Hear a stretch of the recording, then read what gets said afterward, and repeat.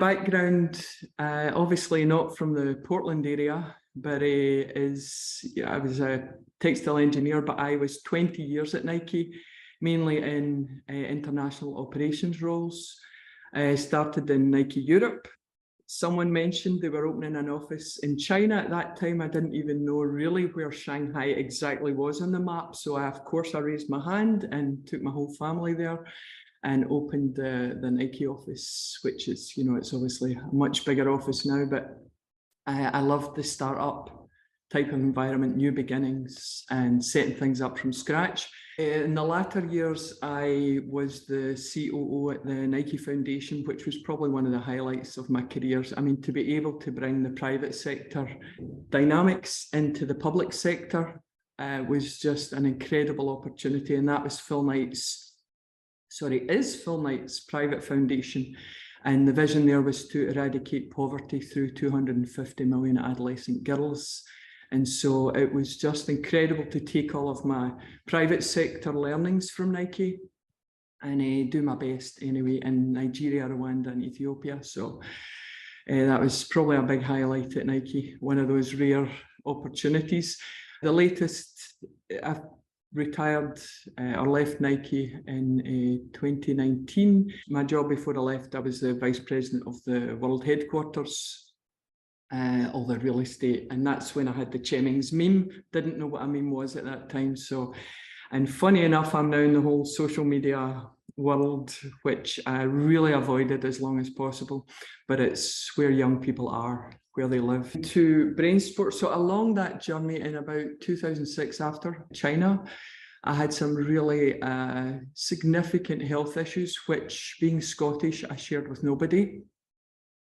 And felt, I can, warrior woman, I can carry this on my shoulders and I can, but I was a year really with a lot of anxiety and depression type symptoms. And yet I felt I had to hold it together. So of course, I kept going. But what I did privately was to study with martial artists, with Korean, the mindfulness work. And this was back in 2006. And so I did that quietly. And after a few years, started doing it with my team. When I was in meetings, the team were like, I can see a lot of change in you as a leader. And what are you doing? So it was breathing techniques and that type of thing. So I started to feel so much better that it really became a vision within Nike to bring that to the company. That was kind of my main driver for the last 10 years at Nike, and it took quite a while. And what I could see was so many young people, not young people, but everybody in the business were starting to become more and more stressed and exhausted. You can't quite place your finger on it, but we're all doing our best. And of course, now we know what that is. There's a lot of talk of mental health. And so when I was on the stage in 2018, October 11th, we had 1,000 people sign up within 2 hours for the first Nike Mindset event. And I was like, wow. And the thing that really moved me was how many young people voluntarily came and helped for 2 days without almost. So they were in at the time it was the Tiger Woods Centre, putting the books out, helping us arrange. We had no budget for it. And they basically made that happen. So when I was on the stage, it was one of those moments in my career where I just realized this is what I want to do for the rest of my life.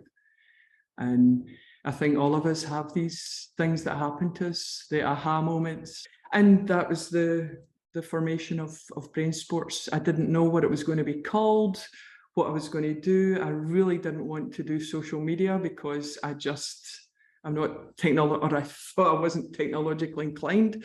Found myself some like-minded buddies who are in their 20s and who are like social media influencers, and they helped me to do these, the very short reels and how to focus, right? I was doing the corporate blah, blah, and they were like, no longer than 4 seconds. So my practice was really simplifying and making it digestible in social media. And Instagram was easy for me to use, so that's why we started there. And we've now got, it's just been around for the last 18 months or so. Primary focus was to just talk about who we are, what we're doing. It's really the vision is about the complete athlete. So longevity and athleticism. My dad was a professional soccer player, and so I grew up in that world. Sister plays soccer and all that. And I did sports, but not to that level. So, but I love what sports does for humanity and for us as individuals. And so I was like, how can we really create something that includes everybody to the party, and where they can empower themselves? So it's about the complete athlete, and the tagline's best version of yourself on and off the field. The system that we use is called BEAM. That's something I created based on all the principles I learned through the Tai Chi martial arts, and it's 4 elements: breathing, exercise, awareness, and meditation. Awareness is the part that people don't know what to do. How do I breathe well? We're having to teach people to breathe well again. In my case, learning to breathe well and just the simplicity of bringing the breath down the body and how the brain works totally changed my life. So I was like, everyone can do this. So it's called BEAM.